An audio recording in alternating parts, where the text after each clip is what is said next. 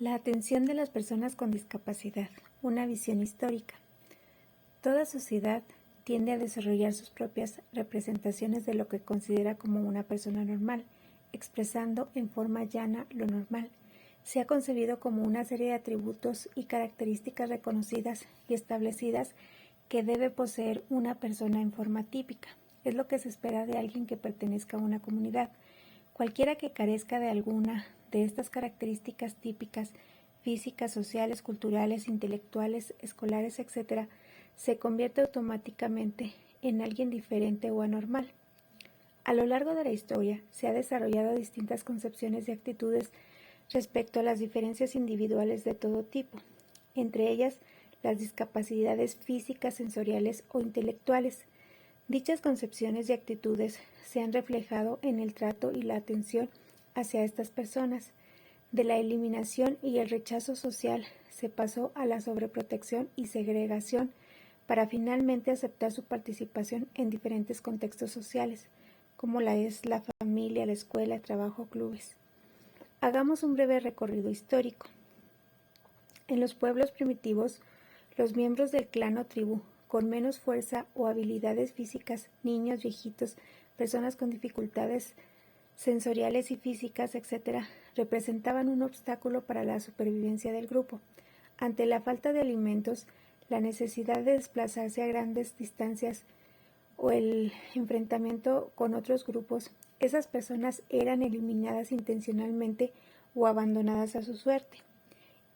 En la medida en que las sociedades fueron adquiriendo formas de organización más compleja, se desarrollaron también diferentes grados de conciencia social y de un trato respeto a las personas con desventaja. En muchos casos, en lugar de ser eliminadas, eran elegidas para participar en ceremonias y rituales, ya que se les atribuía facultades divinas y eran consideradas protegidas de los dioses, llegando incluso a ser adoradas, o bien se les relacionaba con poderes demoníacos y entonces eran consideradas malditas de los dioses.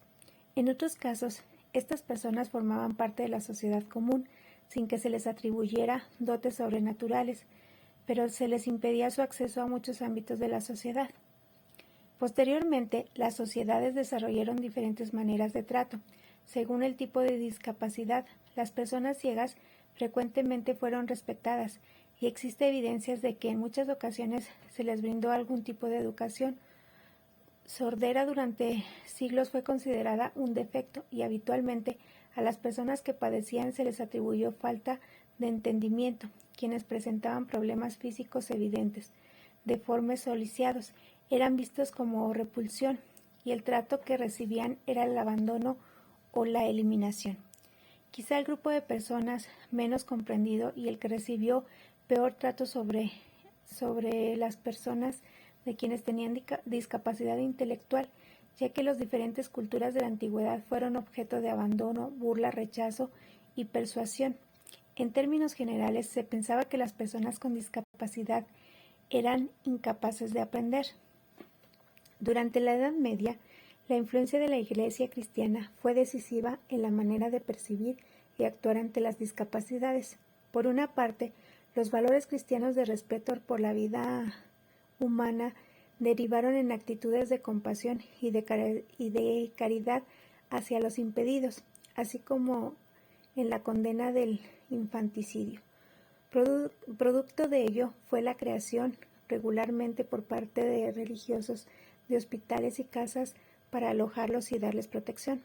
Por otro lado, y de manera contradictoria, la misma Iglesia, con el pretexto de controlar y preservar los principios morales, difundió la explicación de las discapacidades desde una perspectiva sobrenatural, impregnándola de contenidos demoníacos. De este modo permitió cierta tolerancia y paralelamente la ignorancia y la superstición, productos de una sociedad dominada por dogmas y temores religiosos, originaron el rechazo ante ciertas discapacidades.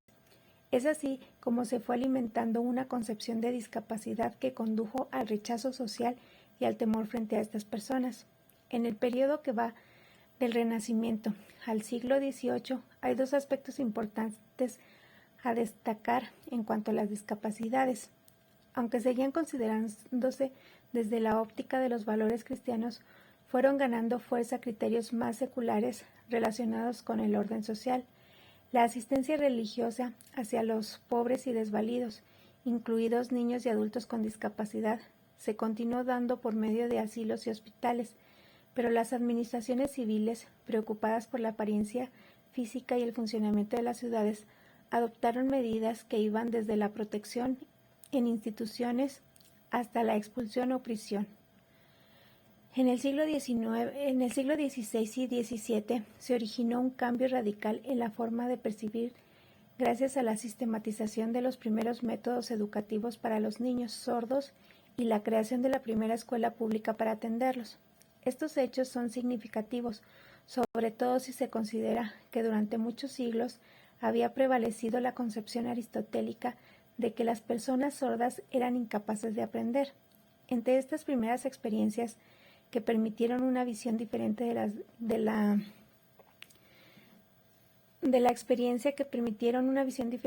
la discapacidad y la educación que se podía brindar a estas personas. Podemos mencionar la educación de 12 niños sordos mediante el método oral desarrollado por un monje español, Pedro Ponce de León, siglo XVI. Su trabajo pionero es reconocido como el origen de la educación especial, entendida como la práctica intencionada de educar a los niños con discapacidad. Además del método oral, se desarrollaron otros métodos de enseñanza para sordos, como lectura labial, promovido en Inglaterra por John Bulwer. Experiencias iniciales de educación de personas ciegas, como las del italiano Rompensetto y el español Francisco Lucas, quienes utilizaron letras en madera. La primera escuela pública para niños sordos en Francia, impulsada por el francés Charles Michel. La enseñanza para ciegos en Francia a nivel institucional, promovida por Valentin Haul, y los primeros intentos sistematizados por enseñar a un niño con retraso mental, realizados por Jean-Marc Gaspard. En el siglo XIX, Edward Said, 1812-1880, conocido como el apóstol de los idiotas, creó una pedagogía para la enseñanza de las personas con discapacidad intelectual. Durante este siglo prevaleció el punto de vista médico de la atención de las personas con alguna discapacidad. La construcción de asilos hospitales se extendió por muchos países de Europa y Norteamérica. También se crearon muchos hogares asilo para intentar la educación de niños con discapacidad intelectual. En los internados se establecieron normas de conducta, en algunos casos aún persisten. Por lo general, los doctores y las enfermeras supervisan la vida de los internos, quienes eran considerados como pacientes. Su biografía era la historia clínica. Al programa de la vida le llamaban tratamiento y el trabajo se le denominaba terapia laboral. La recreación también era considerada terapia y la escuela terapia educacional.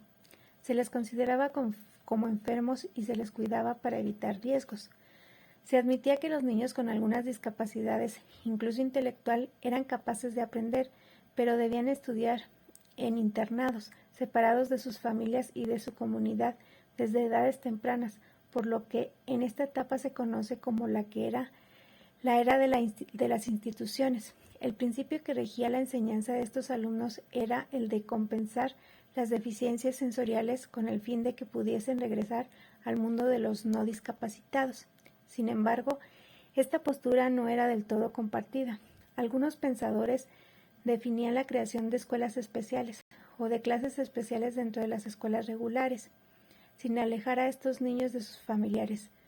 Por ejemplo, John William Klein promovió en Australia la idea de que los niños ciegos estudiaran en escuelas públicas, y en 1842 el gobierno austriaco decretó que los alumnos ciegos podían ser educados, atendiendo sus necesidades en su hogar o en la escuela en su comunidad, a finales de este siglo, Alexander Graham Bell propuso organizar clases especiales en las escuelas públicas para atender a los niños sordos, ciegos y deficientes mentales.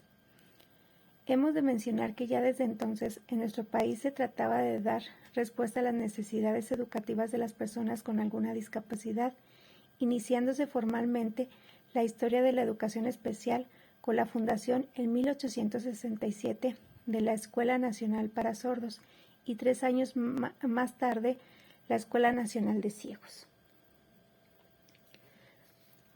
Los grandes internados, opción educativa predominante para los niños con deficiencias durante el siglo XIX, se mantuvieron vigentes en los países como Italia hasta bien entrado el siglo XX, aunque gradualmente se fueron advirtiendo sus efectos adversos. Como dice Goffman, las instituciones cerradas limitaban el desarrollo de los internos porque no se les permite asumir un rol diferente de lo que propone la institución. Por eso, afirma el autor de este tipo de instituciones, mutilan el yo. Desde principios del siglo XX hasta la década de los 70 dominó una concepción organicista y psicométrica de las discapacidades sustentada en el modelo médico. Se consideraba que todas las discapacidades tenían origen en una disfunción orgánica producida al comienzo del desarrollo, por lo que era difícilmente modificable. Esta concepción exigía una identificación más precisa de los trastornos, por los que se desarrollaron pruebas e instrumentos de evaluación y una atención especializada, que implicaba un tratamiento distinto y separado para cada paciente, y una educación también distinta y separada de la escuela común. En el terreno educativo, esta concepción se tradujo en el reconocimiento de que los sujetos con discapacidad eran educables y que la respuesta educativa apropiada era la apertura de escuelas especiales con una organización similar a las escuelas regulares. De hecho, las escuelas especiales albergaron 2 tipos de alumnos: los que tenían discapacidad sensorial o física evidente, como eran ciegos, sordos y con problemas de desplazamiento, y los que no tenían este tipo de problemas, pero manifestaban un ritmo de aprendizaje mucho más lento que el de sus compañeros. Estos últimos se consideraron fuera de la normalidad en un medio escolar estándar, pensado para una población homogénea o normal. El concepto de normalidad en el aprendizaje estaba relacionado, pues, con la capacidad intelectual, que solo podía medirse con instrumentos para evaluar la inteligencia. Uno de los promotores de este enfoque de principios del siglo fue el francés Alfred Binet, quien junto con otros colaboradores desarrollaron los primeros test psicométricos. En muchos países como México, la generalización de la educación tuvo que enfrentar el problema de enseñar a grupos numerosos de alumnos. La escuela especial fue la respuesta educativa para los alumnos con inteligencia limítrofe o baja, admitidos en estas clases a los niños que no solo tienen una instrucción deficiente, sino cuya inteligencia es realmente débil, porque para situarse en un retraso de 3 años en los estudios es preciso carecer de atención y comprensión. Otros estudios como Lewis Terman, quien diseñó una escala de inteligencia sustentada en el trabajo realizado por Binet, abogaron por una postura similar a la de Binet sobre la anormalidad y las escuelas especiales. Según Gómez Palacio, la gran aceptación de las pruebas de inteligencia estandarizadas influyó a nivel internacional en la elaboración de programas escolares y contenidos curriculares. Afirma que la estandarización de los contenidos escolares trajo consigo el fenómeno de la reprobación, con el cual se consolidó la idea de que algunos niños no estaban capacitados para asistir a la escuela regular y por tanto su opción era la escuela especial. De esta manera, resulta explicable que entre la Primera Guerra Mundial y los años 70 se haya institucionalizado y extendido tanto la oferta como la demanda de la educación especial, sobre todo para niños con discapacidad intelectual. Se habían aceptado ya la concepción de anormalidad intelectual y la práctica del diagnóstico en términos cuantitativos, con especial énfasis en las deficiencias de los niños que no avanzan en su aprendizaje y al mismo ritmo que sus compañeros. Esta breve revisión histórica es útil para comprender por qué, aún en la actualidad, algunos maestros de escuelas regulares siguen considerando homogéneo al grupo escolar, negándose a reconocer las diferencias individuales en cuanto a ritmos, estilos de aprendizaje e interés. Según afirma Toledo, los profesores de escuelas regulares se sintieron aliviados cuando surgió la escuela y el profesor de educación especial, pues esto promovía la noción de que atendían a grupos homogéneos con los que podían trabajar un programa común. El mismo autor comenta que los maestros de escuela regular no se sienten capacitados para atender a niños con necesidades especiales. Piensan que los profesores especializados son los que tienen la obligación de atenderlos. Consideran que no es justo que atender a los alumnos con alguna discapacidad se desatiende a los demás. Creen que los alumnos con alguna discapacidad sufren en la escuela regular. Plantean que la sola presencia de los alumnos con alguna discapacidad en la clase produce un efecto nocivo para el resto de los alumnos. Por consiguiente, estiman que los alumnos con necesidades especiales deben educarse aparte. Por otro lado, así como en escuelas comunes se busca la homogeneidad de los grupos, las escuelas especiales también se organizaron bajo el mismo principio, de acuerdo con este tipo de discapacidad. De esta manera se crearon escuelas según el trastorno o, peor aún, de acuerdo con el diagnóstico, que no era necesariamente muy preciso y confiable. Consecuentemente, estos grupos tampoco eran homogéneos. No obstante, se debe reconocer que en comparación con épocas anteriores, la creación de escuelas especiales y su aceptación por parte de la sociedad representó ciertas ventajas para la educación de alumnos con discapacidad. Por ejemplo, la adaptación de edificios a sus necesidades, la elaboración de materiales didácticos adaptados a sus características, la conformación de equipos docentes especializados según el tipo de trastorno, el abordaje de casos de manera interdisciplinaria al permanecer el personal en un mismo centro de trabajo, el respeto al ritmo de la enseñanza y aprendizaje, ya que se podía ir a un ritmo más lento, la protección de los niños con discapacidad frente a los abusos de otros niños, una mayor comprensión e identificación entre los padres de familia y compartir problemáticas similares. A pesar de estas ventajas, las escuelas especiales mostraron con el tiempo algunas limitaciones, como estas escuelas se desarrollaron en ciudades grandes, pues su funcionamiento requería un equipo especializado en trastornos específicos, así como instalaciones y materiales elaborados ex profeso. Los niños con discapacidad de poblaciones pequeñas y alejadas continuaron sin opciones escolares, pues difícilmente eran admitidos en escuelas regulares. La integración social de los alumnos era muy limitada, pues los alumnos que egresaban de las escuelas ya adolescentes tenían que vivir en una sociedad para la que no estaban preparados, dado que no había desarrollado en sus escuelas las concepciones y vivencias de las relaciones sociales y de competencia de la sociedad. La escuela especial no podía proteger siempre a los alumnos. Algún día ellos debían aceptar ser diferentes. Con la separación de estos alumnos, la escuela especial obstaculizó su proceso de integración a la sociedad.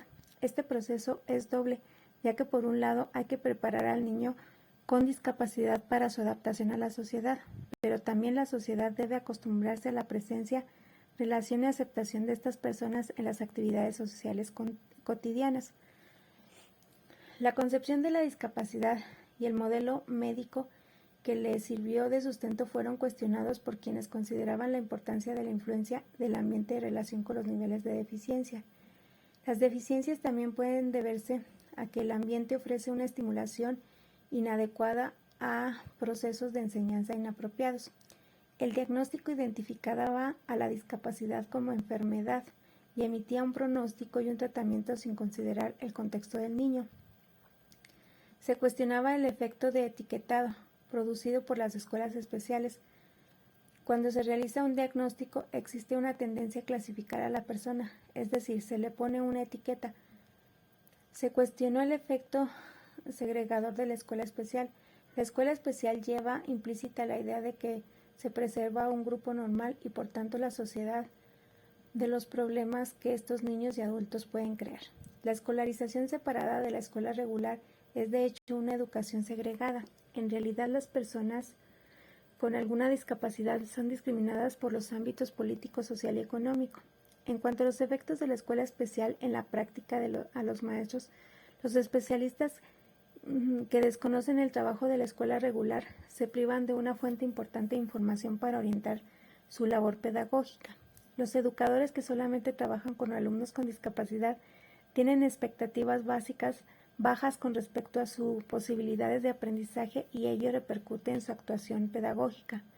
Los especialistas que únicamente trabajan con los alumnos con discapacidad severas tienden a caer en la apatía. En síntesis, se puede afirmar que las principales críticas a las instituciones de educación especial tiene como factor común el énfasis en la necesidad de que todo el medio brinde a los alumnos a los alumnos con una discapacidad la oportunidad de incorporarse activamente a todos los ámbitos de la sociedad. A partir de la década de los 70 surge una manera diferente de concebir la discapacidad que se puede denominar corriente normalizadora. Este nuevo enfoque define que el derecho de las personas con discapacidad a llevar una vida tan común como el resto de la población en los ámbitos familiares, escolares, laboral y social. La estrategia para el desarrollo de la filosofía se denomina integración.